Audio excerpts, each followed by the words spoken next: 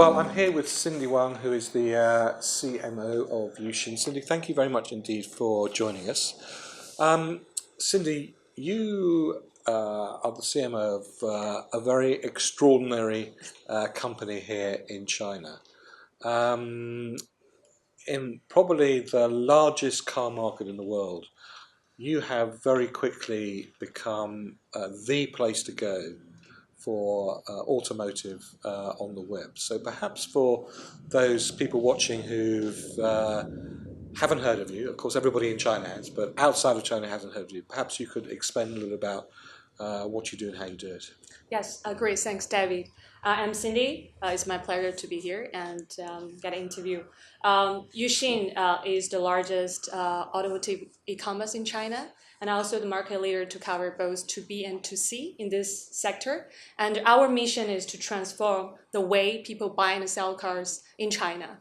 And we provide a really intuitive and a safe platform for people and for users and also for the dealers to transact the cars online, and also we provide full services of offline inspections, after sales services, insurance, and guarantee.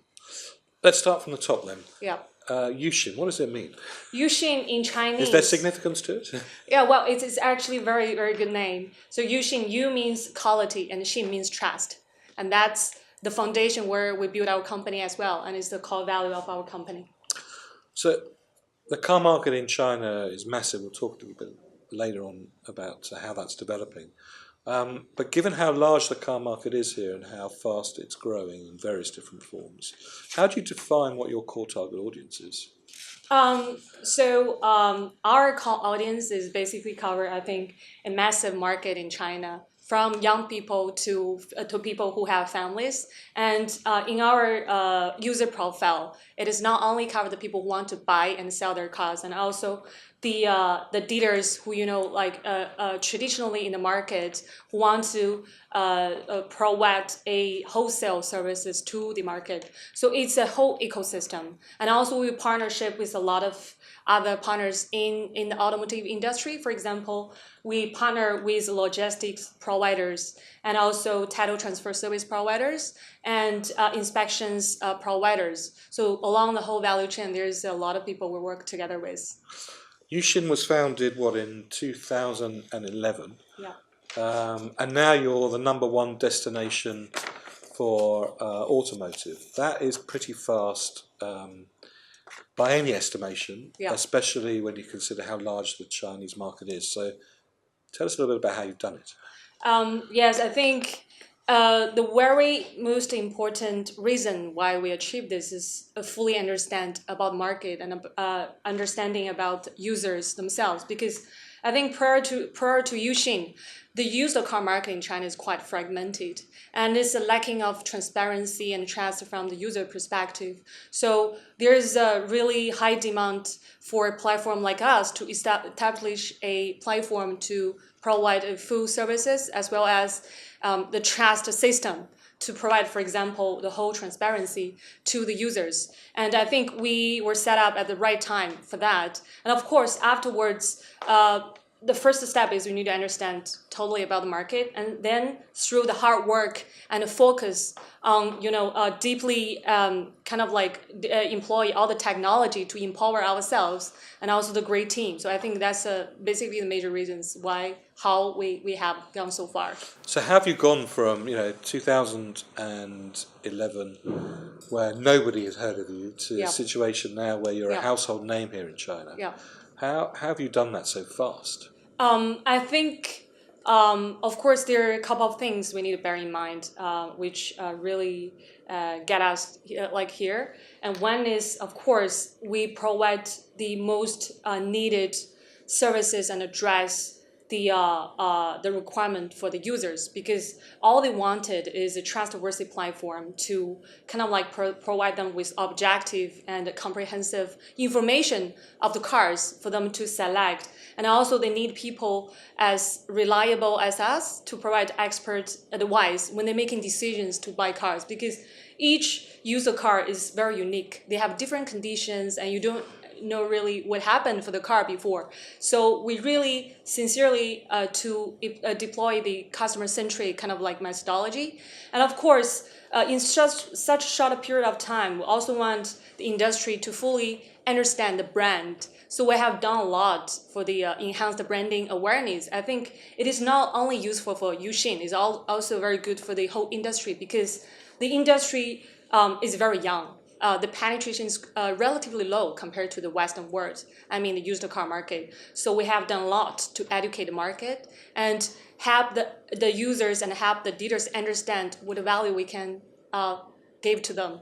Now, you talk about being a customer-centric business. Can you give us some examples of how that customer-centric philosophy translates itself into a tangible journey, maybe for the customer? So most of the time, people will think we're a technology company, and we use technology to solve all the problems, answer all the questions. Of course, like for example, when we build our online system and online like app and the website, we conduct a lot of surveys and market research to understand the user's behavior, like what do they want. And when we design a product, and we always have the user journey to understand what kind of like features they like, and we conduct A and B test to get a better user experience on our platform. But also we're integrated online and offline business model, which means we also need to show the customers like offline. We also need to have a physical touch. So for example, when people inquire online about certain cars they want to see, and we actually have a sales representative to show them around to the dealer shops and show the exact car. And also the customer-centric methodology means, we take all the requirement and inquiries from the customers seriously. So we also build a very good after-sale system. So we provided 30-day returns and a 1-year warranty for the users who buy our Uxin certified cars. So explain a little bit about, I suppose, that customer journey. If I was looking for a second-hand car here in China, what would I do? I'll go to your website first. Yeah. Select my car. So it is very smart solution now. First of all, you have more choices. So when you come to our platform, you actually have the full selection from different models, different brands, different year, different condition, and different price range. And different models and different dealers. Exactly. Right. And we are actually the best, and I think #1 to provide a nationwide database and selection, which means you don't only have cars probably near to you. You can also, when you're in Beijing, you can also find cars somewhere in Shenzhen if that car has lower price, within your like affordable range. So it means you have more choices when you come to our platform.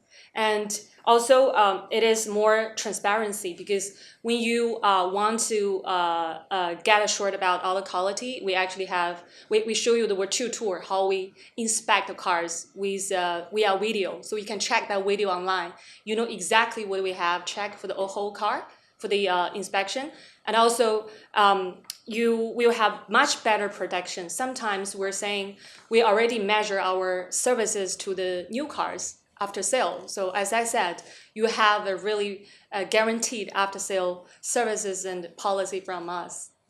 Now, I suppose one of the factors of a fast-growing new car market is that every, I don't know how many years it is here in China, maybe 4 or 5 years, maybe people will might change their car or.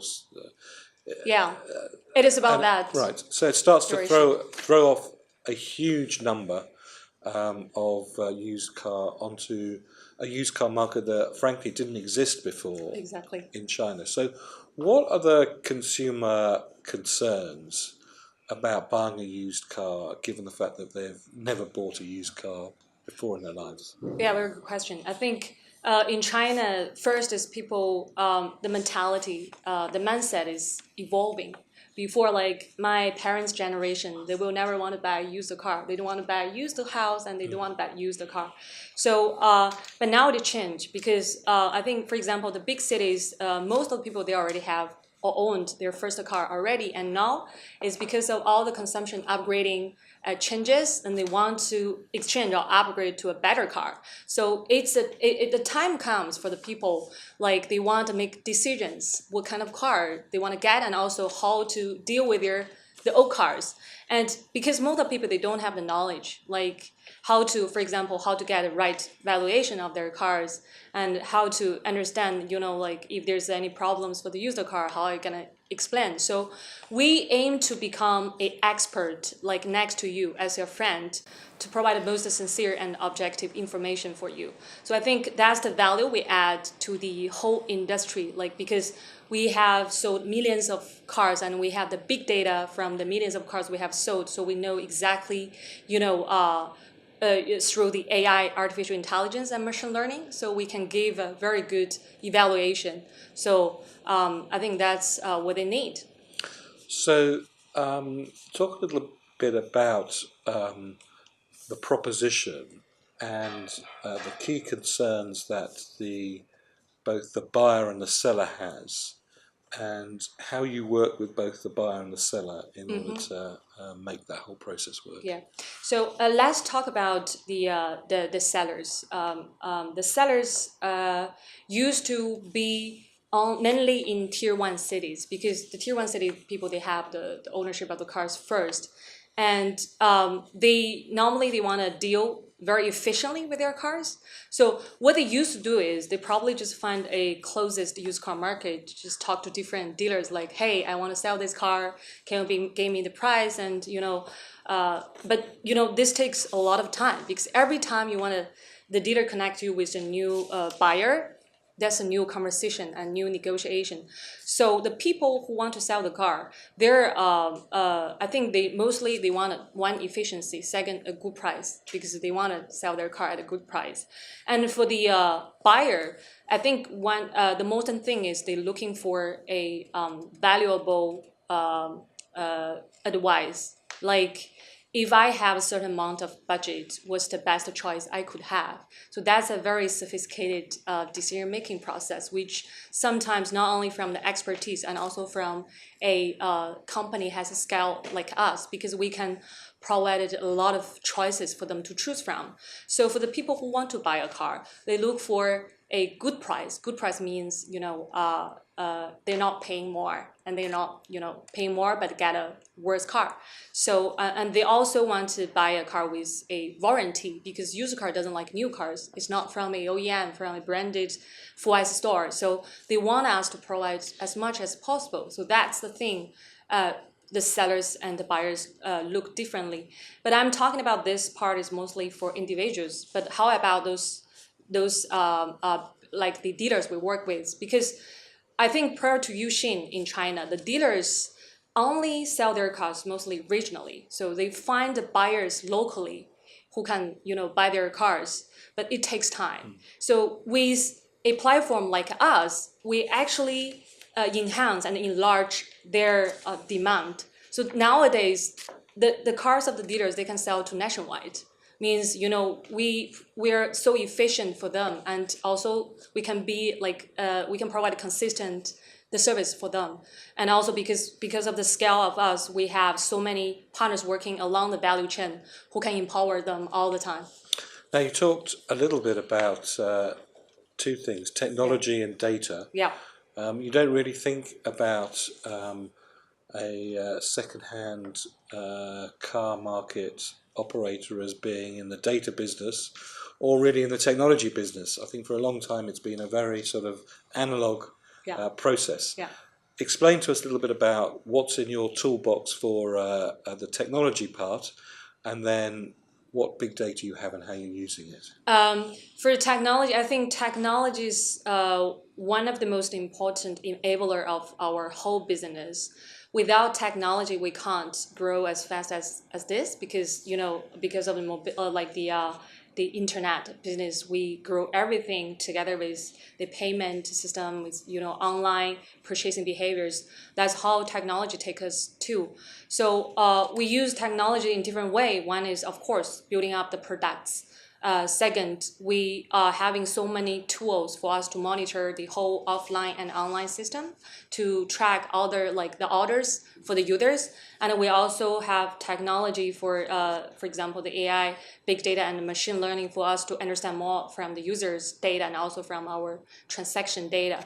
So that's how we use technology. And what does that help you do? I mean, knowing all that data, how does it make the customer proposition better, and how does it make your business better? I think our business, for example, if we compare ourselves with JD.com or Alibaba or Amazon, the most different thing is they are selling very unified and standard products, right? So like all the SKUs, for each of the SKU, you can have like massive inventory. Our like the product we are selling or transact or deal with, it is very personalized. Each car is individual SKU, right? So which means the challenge for us is how to provide a better, very personalized product and also personalized services to the users. So you can't really treat all the users at the same time, same to them. So we need to really learn from each of the car we sold. So it is a very, very comprehensive and a sophisticated process. So that therefore the data and also the experience in the industry is super important for us. So we definitely need to have very great technology and database to achieve that. Now, the motor industry, car market in, I suppose, more mature markets, let's say America and Europe, has traditionally been very, very slow in innovating. It certainly has been at the dealer end and in the second-hand market end. Do you think because China is such a young car market, it's easier here to innovate? I think I would say to a certain extent it's actually easier to do business here. Of course, everything grows so fast here, especially in the startup space and technology space. And I think most important is because the people here are really open-minded and very technologically savvy. So they're open to all kinds of new ideas and innovations. And another thing is quite interesting is because the consumer profile is changing. It's become younger and younger. Those young people, they adapt to those new technology and they adopt this kind of new way of purchasing stuff online is amazing. Like, for example, I spent almost a month to educate my parents to use our platform. But I have that young team member in my teams, 90s. He downloaded the app in 5 minutes and he bought a Mercedes-Benz car on our platform without doing any research. You're paying him too much. Yeah. And I think because those things, evolutions and everything for the whole industry and the users is make things very easier for us, right? So like we keep educating the market and we keep adapting to our users' behavior. That makes things easier. But I think it is not that easy because of the nature of the business. Because of used car market itself is quite first is very difficult to enter. So it actually have very higher market entry barrier. So for the newcomers, like new people want to do business in used car, it probably takes them for years to collect those data and understand the market. But I think actually for us it's a good thing because we already have that barrier. So like we have so much data we can use and we have so much expertise we can apply to all parts of our services. Now, one of the things that President Xi spoke about just a few weeks ago was, I suppose, the China Dream 2.0. One of the enablers of the China Dream clearly is mobility and enabling people right across China to enjoy the growth that maybe up till now only certain cities in China had. Mobility in those types of rural markets is much more a necessity than is a luxury. Right. How do you see what you're doing in the context of helping the development of China as well as helping people purchase a used car? Yeah, I think we definitely, Uxin going to play a role in that process. As you said, in the poverty eradication plan, by 2020, the government going to spend over 700 billion dollars on the major construction of the mobility in rural areas. I think when you want to improve the public transportation, on the other hand, the ownership of the cars actually will increase as well. So the people, especially from the rural areas, are looking for affordable way to buy cars. So Uxin, we're continuing to innovate and also contribute in that part. For example, we have the slogan is connecting you and your dream car, which means we want to make the process much easier for you and also more economically. So definitely, I think we can have building that journey as well. Now, one of the issues about buying a second-hand car is certainty. Yes. So certainty that you can trust the seller, certainty that the car's going to start, and certainty that the car will work after 4 or 5 months' time. Yeah. Just help us understand what you're doing in order to take away all that uncertainty in the minds of the customer. I think there are both aspects. One is definitely you want to build the customer's confidence about your company and your brand.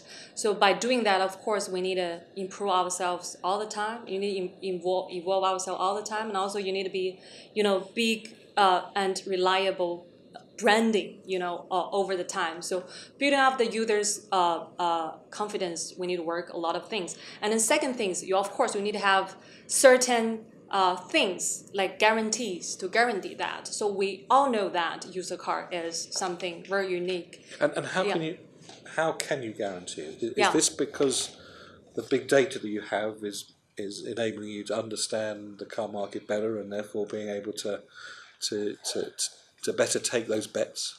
I think, that's more about philosophy, but I think by doing so, we have Uxin certifications, which means we only certify those cars which already passed our inspection. And is that certification a human being going around the car and having a look at it, or is that a digital process? It's combination. Right. So as I said, we have a system called Check Auto. That Check Auto, we have the patent, like the IP in the whole industry. So that is through the millions of cars, as I said, in the database. So they can. So our employee, they're holding this kind of like a physical tool, so they can do the inspection automatically and generate a full report of the car with inspection of over 300 checkpoints. So that is really, really comprehensive and already gave you an overview of the whole car. So because for example, in US, they have a public system where you can check all the resume of the cars. In a lot of countries, they have that, but we don't really have that in China. So we don't have, for example, we don't have a national database for that. So the company like us, as a leading pioneer in the user car market, we need to establish something like that to provide the transparency and access to the users when they want to know more about the car. So that is the first step for us to build up that confidence to the consumers. And the finance side of the business, clearly it's a used car in any market is expensive. Here it's no different, relatively expensive. Here is no different. So what do you do in order to help the affordability? Oh, well, actually, the used car in China is not. What do you mean by expensive? Well, expensive compared to your average earnings, and you have to save up for a reasonable amount of time in order to buy a car. Yeah, but you mean also for a used car? Yes. Or not. I mean, maybe it's.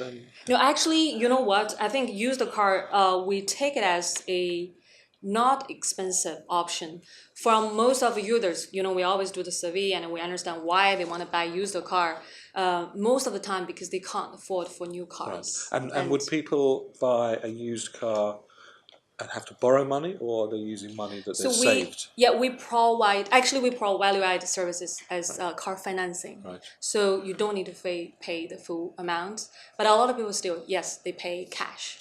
There's a lot of talk and debate right around the world at the moment on this notion of digital businesses versus physical businesses. Yeah.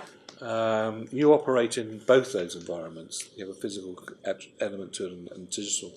Tell us a little bit about that merging of those two worlds and why you think it's important. So first of all, our offline network is actually massive, and we have we have over 10,000 employees for the whole company, and the majority of them actually working offline. I think one thing is why the integrated online and offline business model is super critical for our industry is that because of the whole user journey, they need to kind of like have a very easier step to access the information first. That's how the technology can achieve, right? So they can just easily download app and access all the information. But the decision-making process is very long when people want to purchase a car. So that's why they always want to, for example, this as still very traditional, they need to call the call center and ask a lot of questions, and they need to leave their, informations to book a reserve time for our salesperson to show them around. They still want to touch the car. So the physical presence of our sales staff and offline infrastructure actually is super important.